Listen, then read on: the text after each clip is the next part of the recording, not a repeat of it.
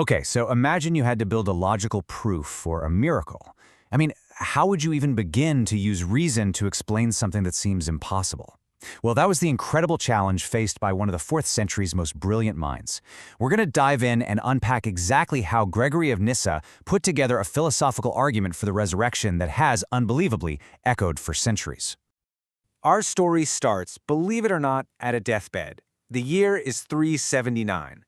Gregory of Nyssa is absolutely reeling from the recent death of his brother. And now he's sitting with his dying sister, a woman he considered his teacher, Macrina. And in this moment of just profound grief, they don't just sit there and mourn. No, they start a debate about life, death, and everything that comes after. And this conversation, which Gregory later wrote down in his work On the Soul and the Resurrection, isn't just some touching historical moment. It's the entire framework for his exploration of the afterlife. It's his personal quest to find a rational, logical reason for hope right in the face of terrible loss. To really get to the bottom of things, they set up this kind of philosophical role play. Gregory, even though he's a bishop, decides to play the skeptic. He throws out every doubt, every objection he can think of, and Macrina, the woman he called his master, she systematically answers every single one. Not with blind faith, but with powerful, well-reasoned arguments. So, let's get to know the man himself, and the really challenging world of ideas he was trying to make sense of. So, Gregory of Nyssa was a theological heavyweight, no question about it. As one of the 3 great Cappadocian fathers, he was right at the center of defining core Christian beliefs, like the Trinity. But here's the thing, he wasn't just a theologian. The guy was a master philosopher, totally fluent in all the big intellectual debates of his day. And you have to understand, Gregory was wading into this deep, messy river of ideas that had been flowing for centuries. You had Plato, who gave him the idea of an eternal, immaterial soul. Then you had the Stoics, who had this vision of a cosmos held together by a kind of divine logic. And of course, there were early Christian thinkers like Origen, who had already started mapping out the soul's journey back to God. Gregory's massive challenge was to somehow bring it all together. And that brings us to Gregory's central problem. It's a big one. Greek philosophy, especially from Plato, taught that the soul was pure and awesome, and the body was basically a prison you wanted to escape. But Christian doctrine insisted on a physical resurrection. So how on earth do you reconcile that? How can you escape the body and also be reunited with it forever? It seems like a complete contradiction. To solve this puzzle, Gregory first reached into his philosophical toolkit for the ideas of the great Greek philosopher Plato. For Plato, the line between soul and body was crystal clear. The soul is smart, it's invisible, it's eternal. The body? Well, it's the total opposite.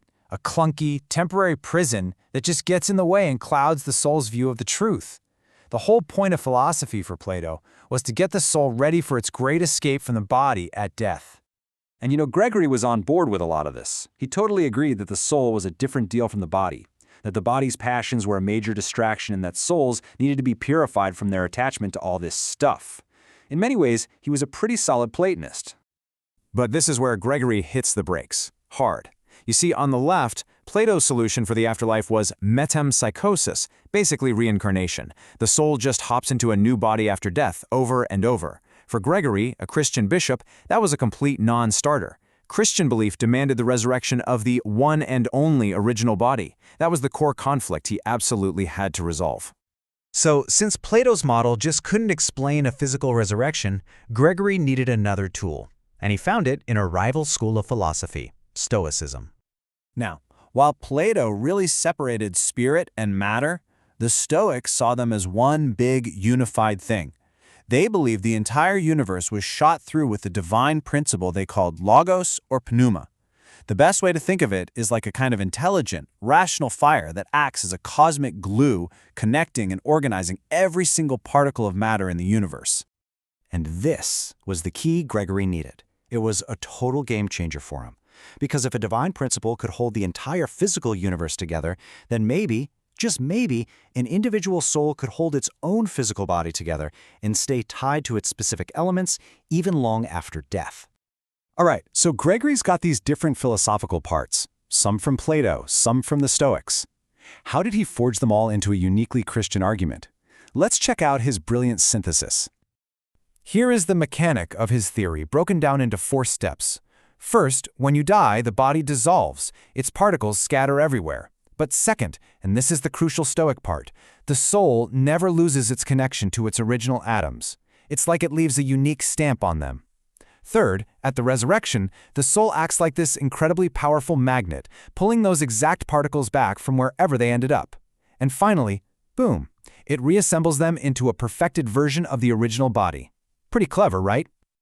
This was Gregory's masterstroke, his real genius move. He took this grand, cosmic Stoic idea of a universal logos, holding the entire universe together, and he miniaturized it. He argued that each individual's soul acts as its own personal logos, a unique force field that holds the bits and pieces of its own body in an eternal, unbreakable bond. And he didn't stop there. His synthesis was even richer.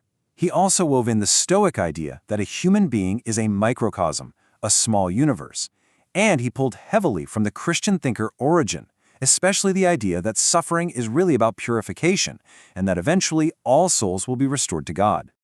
So when you put it all together, what's the lasting impact of this incredible intellectual project? What did Gregory of Nyssa really achieve? Well, his great achievement wasn't just to say, hey, I believe in the resurrection. Lots of people did that. It was to build a detailed, logical case for it using the most sophisticated philosophical tools he had.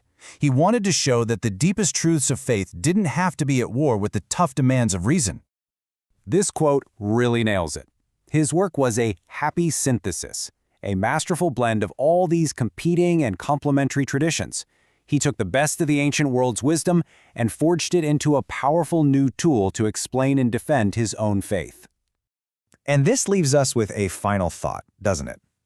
Gregory's struggle to unite faith and reason isn't just some dusty 4th century problem. It's timeless. It raises a question for all of us. In our own age of science and skepticism, how do we build bridges between what we can prove and what we truly believe?